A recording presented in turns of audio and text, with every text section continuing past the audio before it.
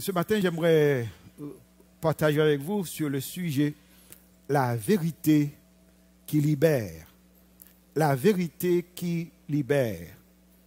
Aujourd'hui, c'est le dimanche de Pâques, le jour de la résurrection. Un jour extraordinaire, un jour exceptionnel pour tous les chrétiens, parce que c'est le jour de la résurrection. Nous pouvons dire au monde entier que le Seigneur est réellement ressuscité. Il est vivant, comme nous venons de le chanter. Il n'est plus au tombeau, il est vivant. Alors, peut-être que vous vous posez la question, mais pourquoi devait-il mourir? Pourquoi Dieu l'a-t-il abandonné? Pourquoi Dieu l'a-t-il laissé souffrir? Ce sont des bonnes questions et je crois que la Bible a la réponse à cette question. J'aimerais vous inviter à regarder avec Ésaïe. Il dit cependant, ce sont nos souffrances qu'il a portées. C'est de nos douleurs qu'il s'est chargé. Et nous l'avons considéré comme puni, frappé de Dieu et humilié. Mais il était blessé pour nos péchés, brisé pour nos iniquités. Le châtiment qui nous donne la paix est tombé sur lui et c'est par ses meurtrissures que nous sommes guéris. La résurrection, c'est le sceau de Dieu sur tout ce que Jésus, ou à quelque endroit que ce soit, où Jésus a posé sa signature. Dieu pose son sceau. La résurrection, c'est ce sceau. C'est le sceau de Dieu sur tout ce que Jésus a dit, tout ce qu'il a fait. C'est la signature de Dieu sur tout ce que Jésus peut faire et veut faire pour vous aujourd'hui. La résurrection. Après sa résurrection, Jésus dit à ses disciples, allez, prêchez la bonne nouvelle à toute la création. Ceux qui croiront seront sauvés et ceux qui ne croiront pas seront condamnés. La résurrection prouve que Jésus est tout ce qu'il dit qu'il était. La bonne nouvelle, c'est que Dieu a aujourd'hui la solution à nos problèmes. Jésus est le Sauveur. Un des passages où Jésus révèle qui il est et ce qu'il faut faire en réponse à qui il est, se trouve dans l'évangile de Jean, le chapitre 8. Il dit, si vous connaissez cette vérité vous affranchira. Vous serez un homme libre, vous serez une femme libre, si vous connaissez la vérité sur Jésus. Cette année, la célébration de la Pâque est spéciale. Comme les premiers disciples, nous célébrons à la maison et dans la peur. Mais après avoir rencontré le Christ ressuscité, les disciples avaient le courage d'annoncer le salut au monde entier. Alors je prie que cette situation dans laquelle nous nous trouvons maintenant, à la maison, où nous avons le privilège d'adorer le Seigneur à la maison, non pas de venir à l'église, mais l'église vient vers vous aujourd'hui. Et j'espère que ce sera l'occasion de retrouver cette conviction. La conviction de qui est ce Jésus que nous célébrons aujourd'hui. Et si vous n'êtes pas un croyant, je dirais pas encore. J'espère que vous allez trouver la réponse à toutes vos questions en ce qui concerne Jésus. Et je prie que cette église retrouve sa conviction et redevenir à nouveau cette force rédemptrice dont le monde a besoin. Alors la question à notre message aujourd'hui, c'est pourquoi l'évangile est-elle encore la seule bonne nouvelle? Pourquoi l'évangile est encore la seule bonne nouvelle? J'aimerais au cours de ce message partager avec vous plusieurs raisons pour lesquelles nous pouvons dire que l'évangile est la bonne nouvelle. L'évangile est la bonne nouvelle d'abord à cause de sa source. Dieu est la source de cet évangile. L'évangile est la bonne nouvelle à cause de sa puissance. La Bible dit que l'évangile peut sauver quiconque croit. Quiconque met sa foi en Jésus sera sauvé. La Bible dit quiconque invoquera le nom du Seigneur sera sauvé. C'est une bonne nouvelle. à cause de sa puissance. Et finalement, je dirais que l'évangile est une bonne nouvelle à cause de sa portée. L'évangile est destiné non pas à un homme, non pas à un peuple, non pas à une race, mais c'est l'évangile pour toute l'humanité. Alors j'aimerais vous inviter à lire avec moi ces passages dans l'évangile de Jean, où Jésus parle de qui il est, où il a annoncé ce qui devait arriver et ce qu'il faut faire quand on aura découvert cette vérité sur qui est Jésus. Regardez avec moi dans l'évangile de Jean, le chapitre 8, nous commençons d'abord avec le verset 12. Jésus leur parla de nouveau et dit, « Je suis la lumière du monde. » Avant de continuer avec cette lecture, j'aimerais que vous regardiez avec moi le contexte. On avait amené auprès de Jésus une femme, je suis prise en flagrant délit d'adultère.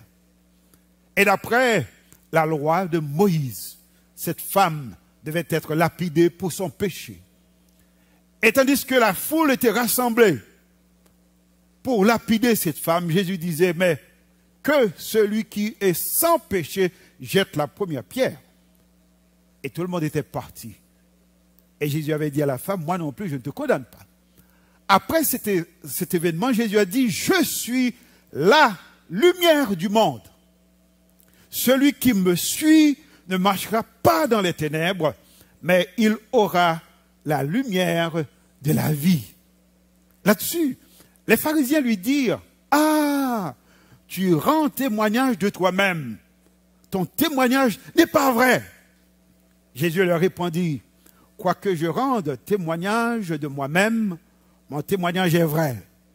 Car je sais d'où je suis venu et où je vais. Quelle déclaration, ami. Je sais d'où je suis venu et je sais où est-ce que je vais. Savez-vous d'où est-ce que vous êtes venu? Savez-vous où est-ce que vous allez dans la vie? Il n'y en a pas beaucoup qui peuvent dire cela. Et Jésus pouvait dire, je sais qui je suis et je sais d'où je suis venu et je sais où est-ce que je vais. Mais vous, vous ne savez pas d'où je viens ni où je vais. Vous jugez selon la chair, moi je ne juge personne.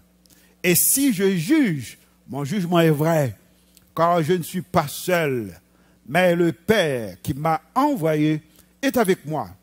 Il est écrit dans votre loi que le témoignage de deux hommes est vrai.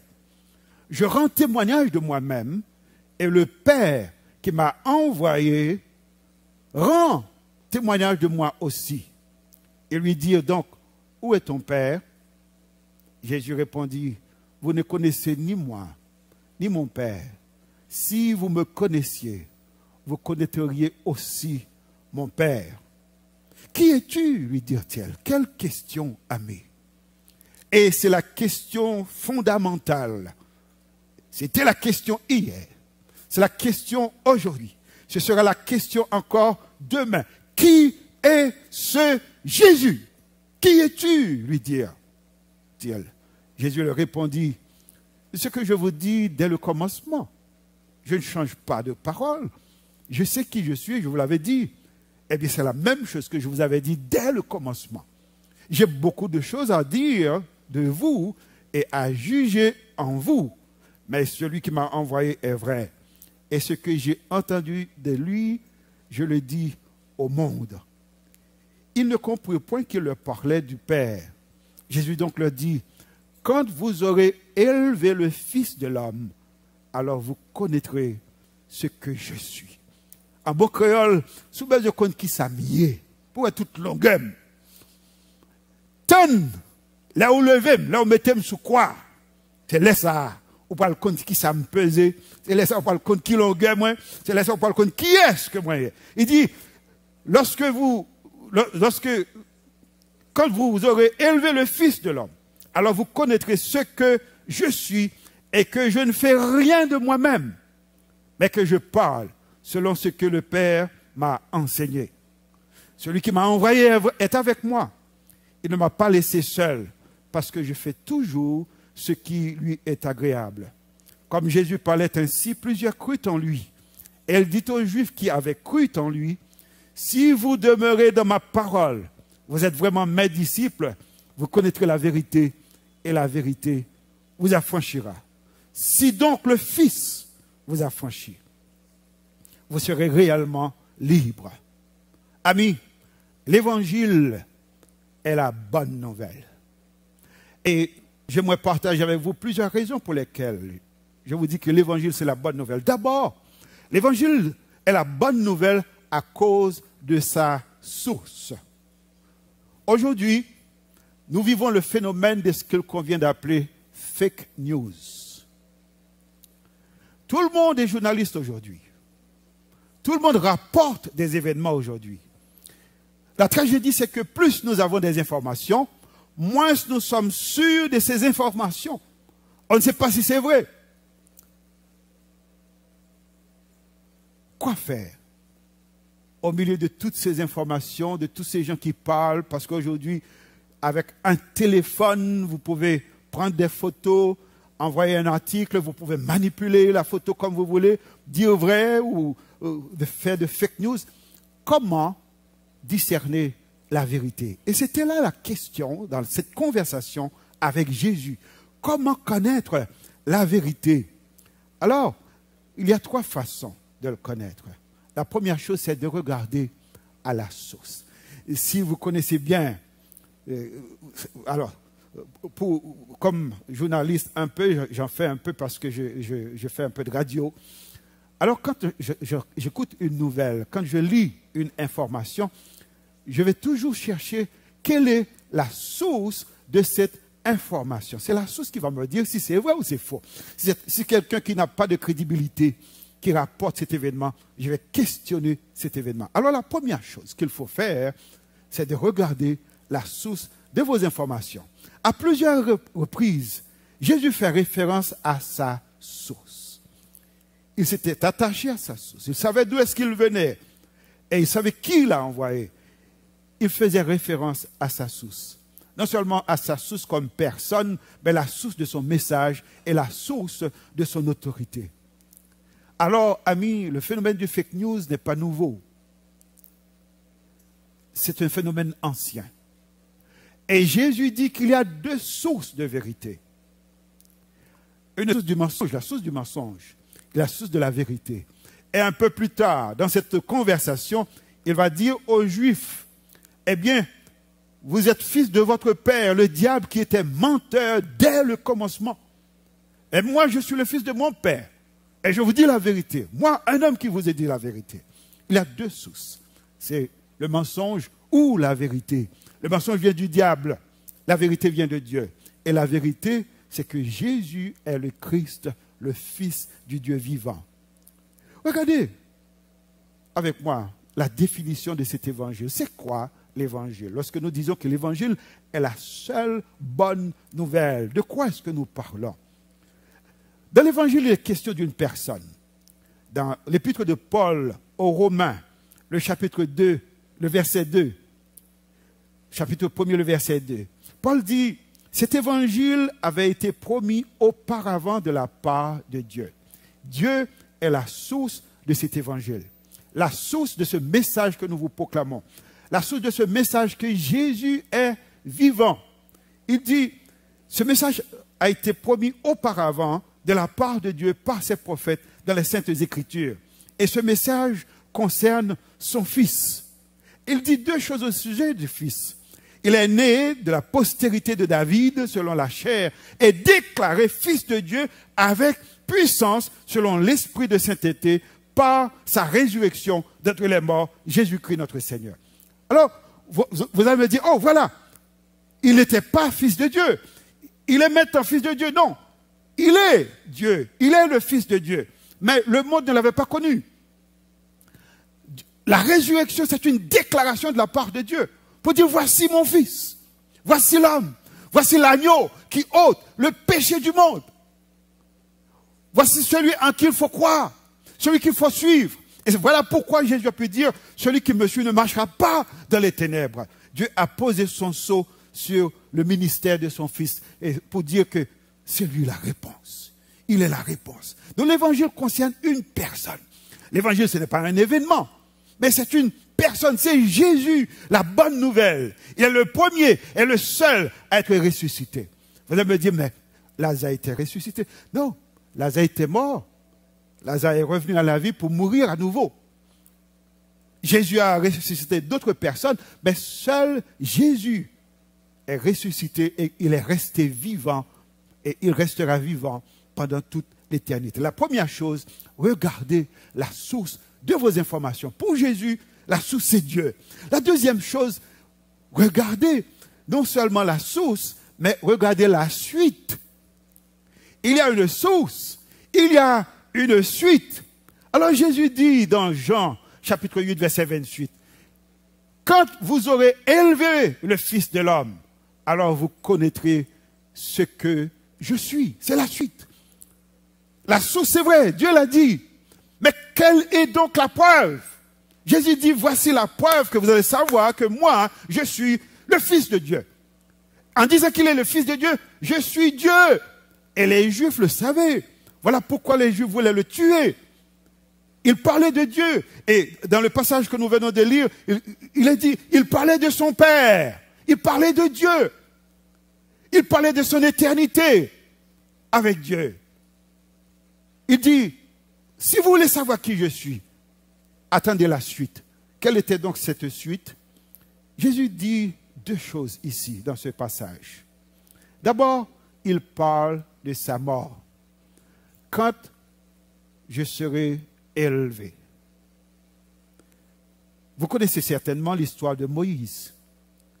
Dans Jean chapitre 3, le verset 14 à 15, il dit, « Et comme Moïse éleva le serpent dans le désert, il faut de même que le Fils de l'homme soit élevé, afin que quiconque croit en lui ait la vie. » Amis, toute l'Écriture rend témoignage de ce fait que Jésus devait mourir pour nos péchés.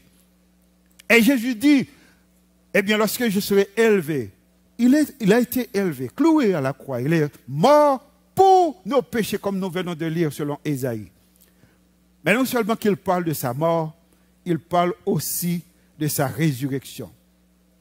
Au verset 29, il dit, celui qui m'a envoyé est avec moi. Il ne m'a pas laissé seul. Il ne me laissera jamais seul parce que je fais toujours ce qui lui est agréable. Pouvez-vous comprendre cela, que Dieu n'a pas laissé son Fils seul? Et maintenant vous êtes en ce Fils. Peu importe ce que vous vivez maintenant, vous n'êtes pas seul. Et vous ne serez jamais seul. Dieu a dit qu'il ne vous abandonnera pas.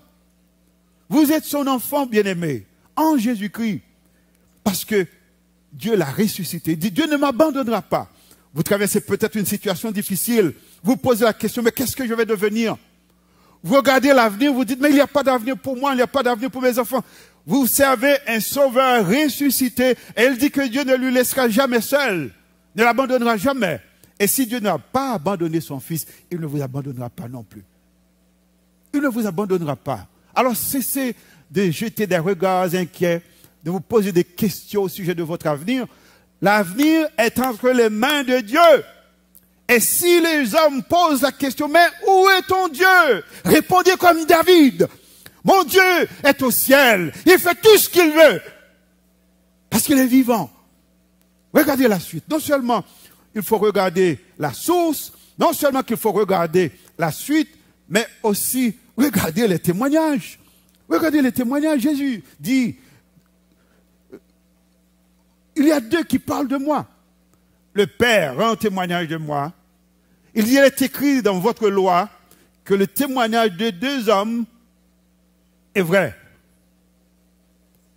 Je rends témoignage de moi-même et le Père qui m'a envoyé rend témoignage de moi. Regardez la suite. C'est quoi la suite? Eh bien, si vous voulez savoir c'est quoi la suite, posez la question à ceux qui ont suivi Jésus. Regardez les témoignages.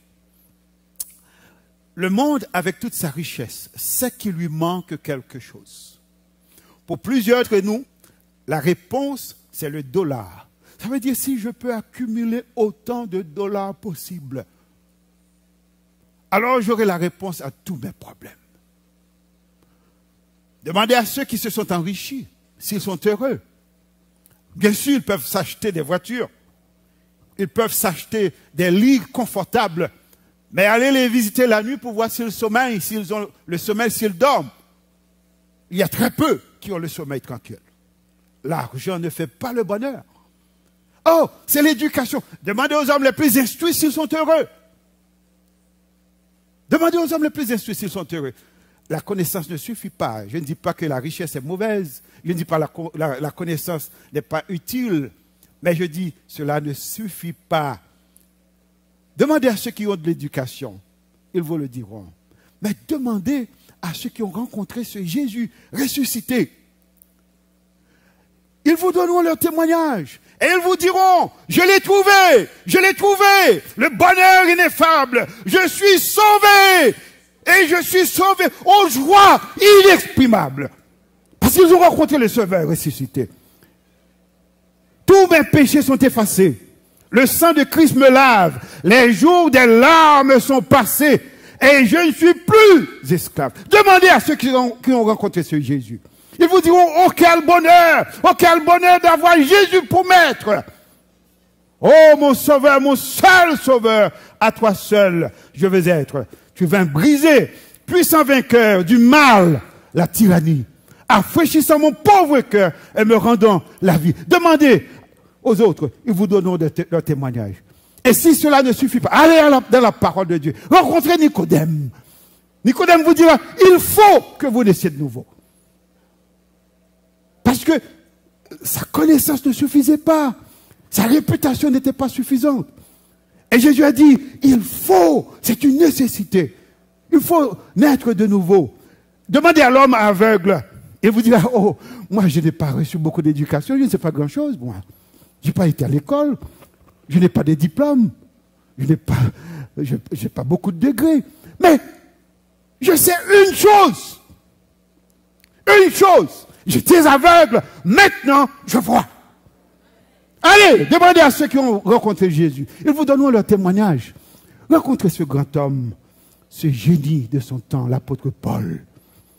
Cet homme au grand savoir qui parlait au roi, au gouverneur, et tout le monde admirait la connaissance de cet homme. C'était un génie. Et qu'est-ce qu'il vous dira? Tout ce qui était pour moi des gains, je les ai considérés comme une perte à cause de l'excellence de la connaissance de Jésus-Christ. Amis, s'il faut connaître la vérité, regardez votre source. Regardez la suite de son histoire, mais aussi regardez les témoignages. L'évangile, amis, c'est la bonne nouvelle. L'évangile est la bonne nouvelle à cause de sa source. La source de l'évangile, c'est Dieu. Non seulement l'évangile est une bonne nouvelle à cause de sa source, l'évangile est une bonne nouvelle à cause de sa puissance. L'évangile est une bonne nouvelle à cause de sa source. L'évangile est une bonne nouvelle à cause de sa puissance. L'évangile libère de la peur. L'évangile libère de la peur. Je ne sais pas combien d'entre vous ont peur maintenant. Aujourd'hui, la peur règne partout. Partout, les gens ont peur. Les riches ont peur, les pauvres ont peur. On dirait que même les pauvres ont plus de liberté, plus de joie que les riches. Mais la peur règne partout sur la planète. Alors regardez ce qui est arrivé. Jésus, après sa résurrection, il est dit le soir de ce jour, dans Jean chapitre 20, versets 19 à 20, le soir de ce jour qui était le premier de la semaine, les portes du lieu où se trouvaient les disciples étaient fermées. Comme vos portes sont fermées maintenant, je ne sais pas si vous avez fait cette expérience. Vos portes sont fermées, les gens frappent à la porte. Vous ne voulez pas ouvrir. Et si vous allez ouvrir, vous portez des masques, des gants. Et si c'était possible, vous allez vous habiller comme des Esquimaux pour vous protéger. Parce que vous avez peur. Et il y a de quoi, amis, avoir peur. Il y a de quoi avoir peur. Mais l'évangile libère de la peur. Les portes étaient fermées à cause de la peur, la crainte. Jésus vint se présenter au milieu d'eux et leur dit, la paix soit avec vous. un sauveur qui peut remplacer la peur par sa paix. Quel échange, amis! La paix soit avec vous. Et quand il lui dit cela, il leur montre ses mains et son côté. Et la peur a été changée en joie. Il dit, les disciples furent dans la joie en voyant le Seigneur. Amis, je ne sais pas quelle peur bleue vous traverse maintenant. Si seulement vous pouvez rencontrer ce Sauveur, si vous pouvez le voir. J'ai eu un entretien avec un parent cette semaine. Le problème, c'était que cette personne a dit, je ne vois pas l'avenir. Je posais la question, mais pourquoi est-ce que vous ne voyez pas l'avenir? Il semble que le monde tourne sans moi.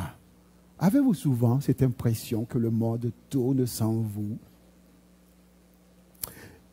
Et j'ai approfondi un peu cette conversation pour dire, mais pourquoi est-ce que vous avez l'impression que le monde tourne sans vous?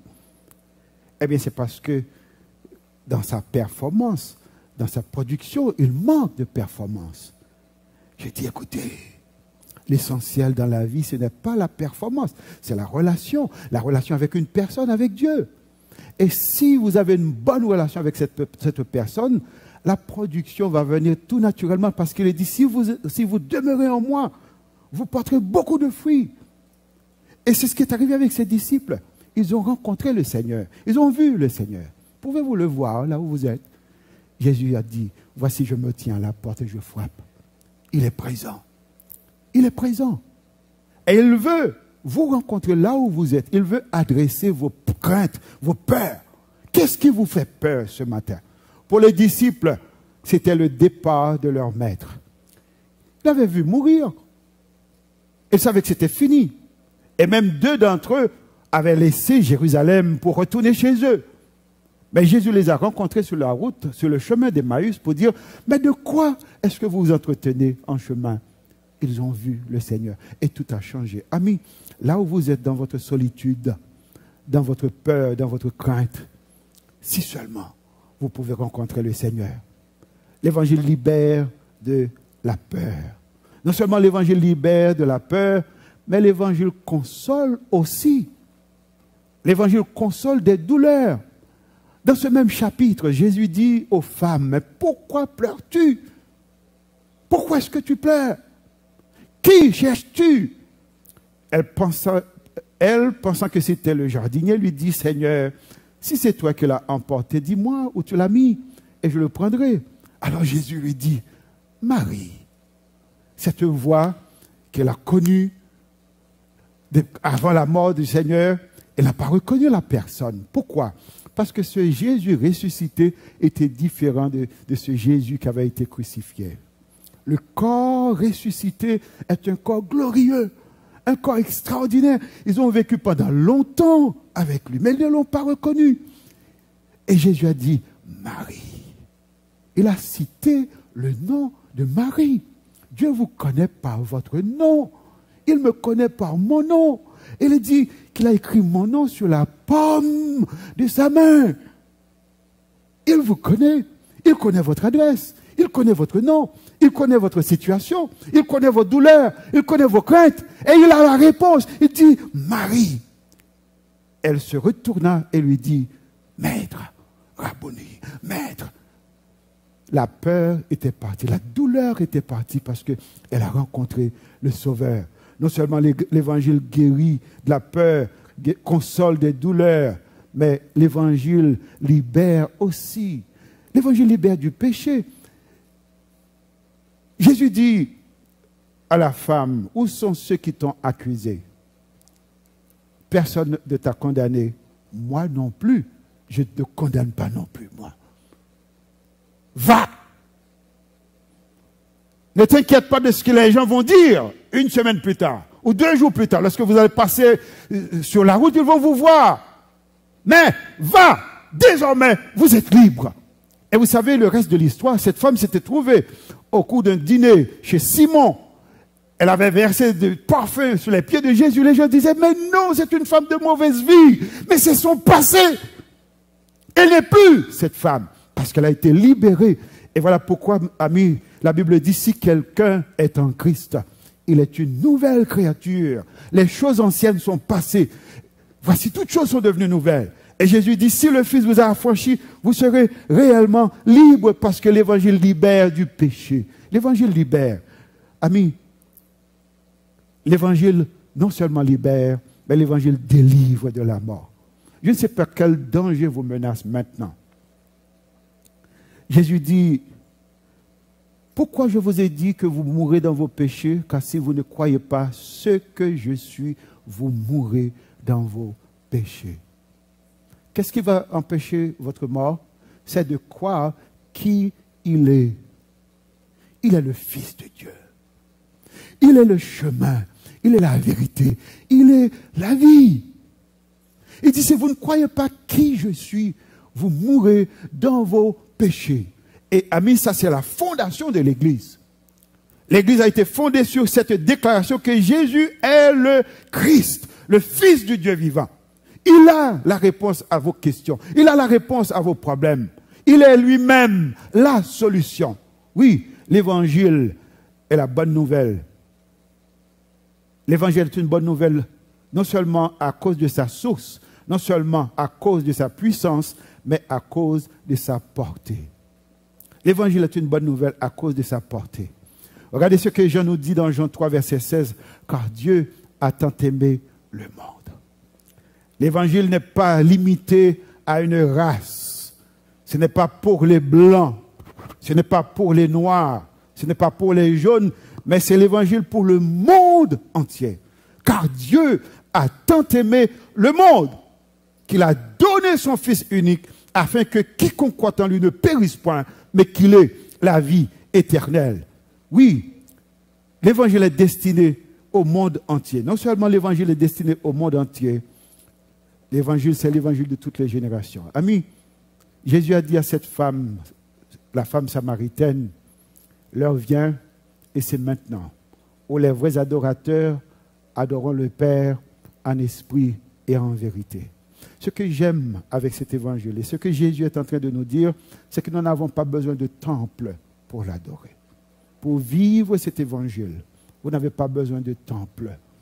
Vous n'avez pas besoin d'un endroit spécial. Non, là où vous êtes, vous pouvez adorer le Seigneur. Amis, à cause du coronavirus, nous sommes obligés de rester à la maison. Nous sommes éloignés les uns des autres. Nous sommes éloignés les uns des autres, mais pas de Dieu.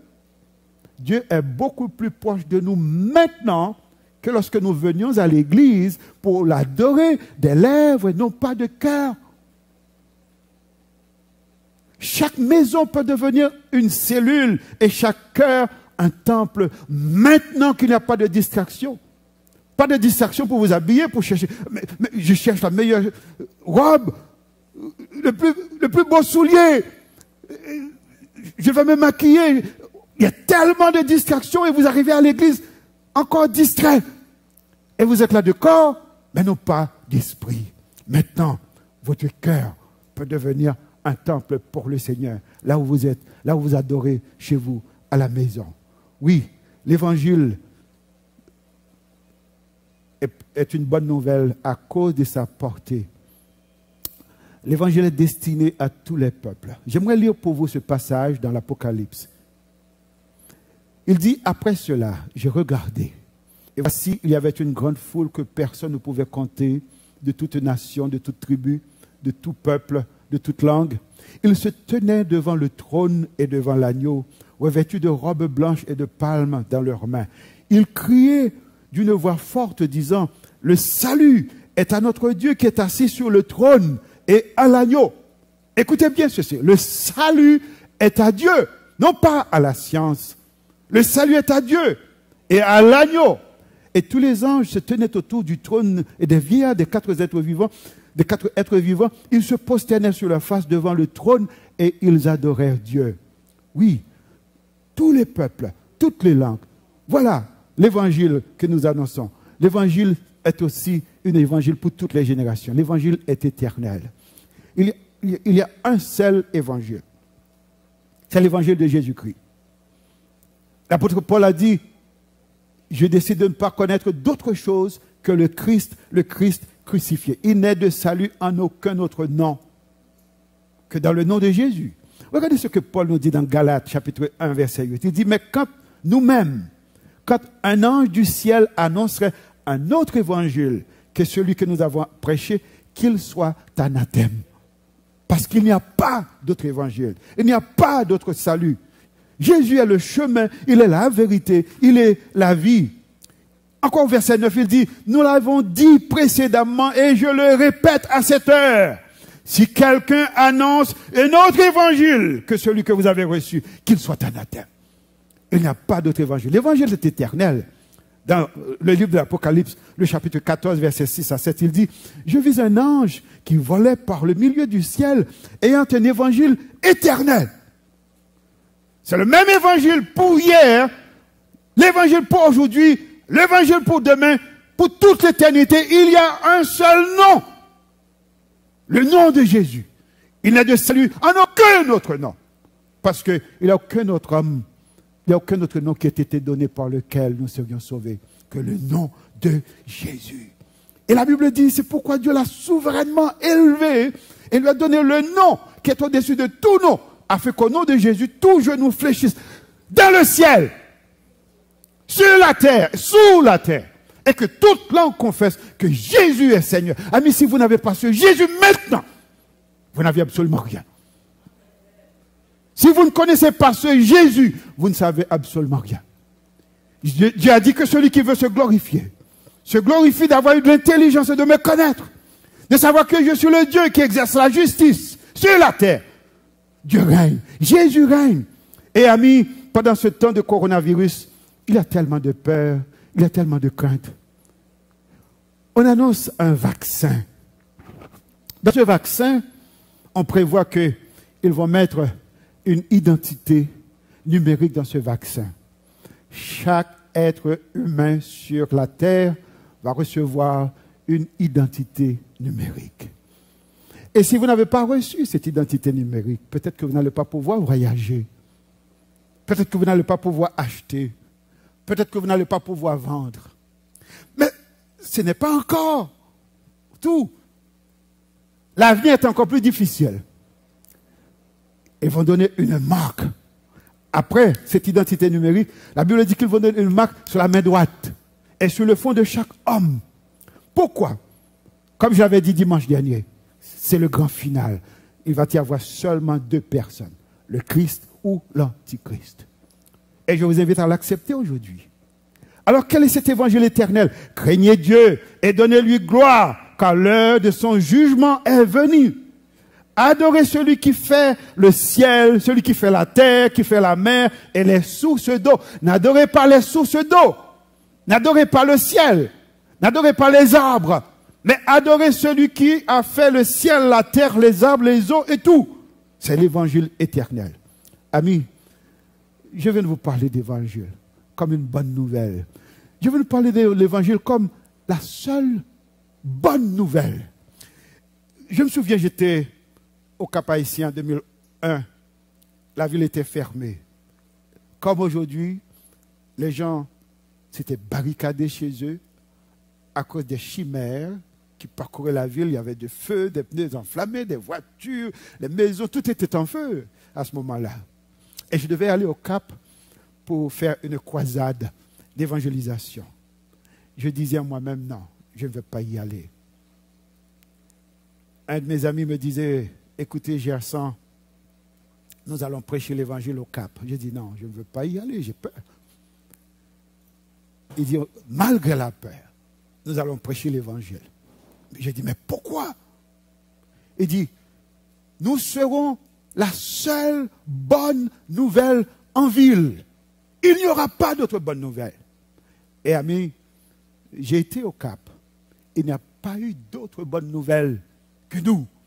Et à ce moment-là, puisque nous étions la seule bonne nouvelle en ville, il y avait une station de télévision qui venait, qui transmettait tout notre service. On était peut-être 4 ou 5, mais à cause de la télévision, toutes les familles avaient suivi notre croisade parce que c'était la seule bonne nouvelle. Les gens du Cap sont intelligents. J'espère que vous aussi, vous serez aussi intelligents que ces personnes.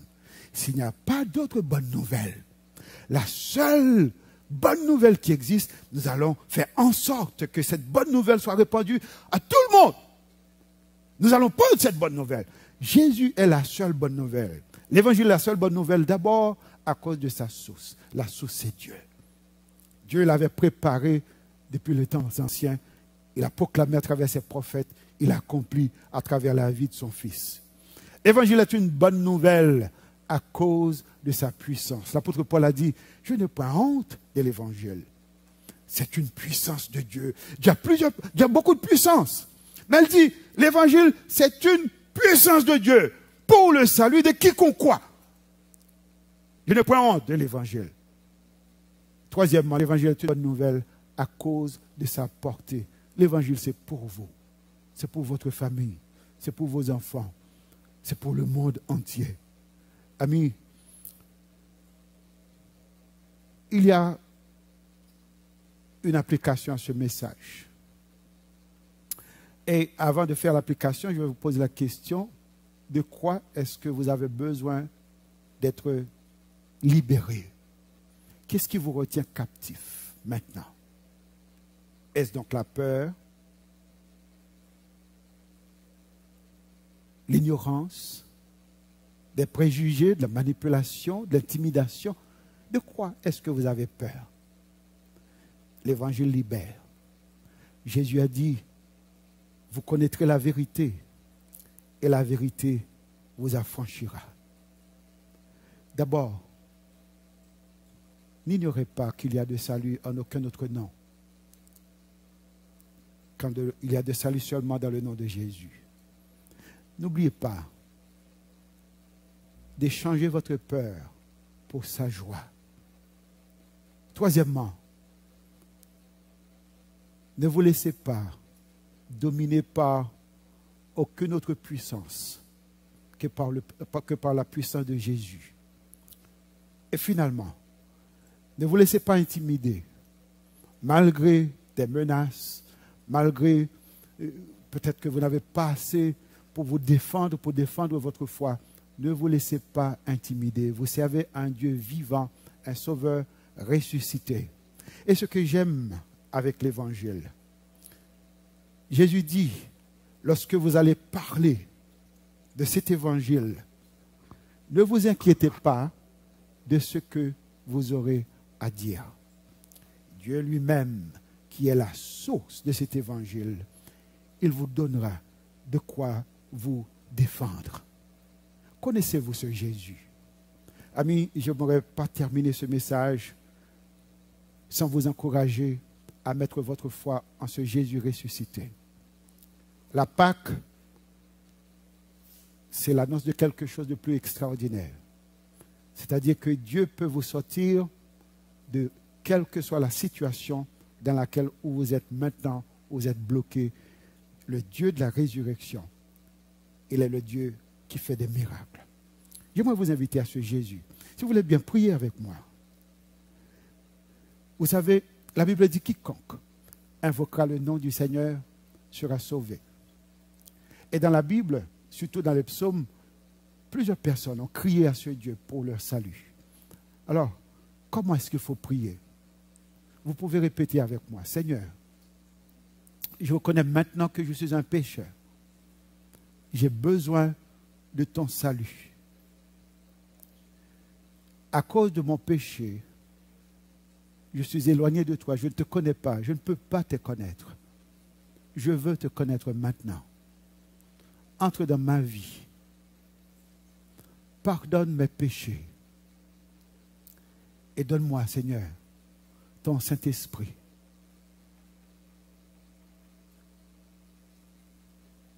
Merci d'écouter ma prière. Merci de me pardonner. Et merci de me sauver. Je veux confesser maintenant que tu es le Seigneur de ma vie.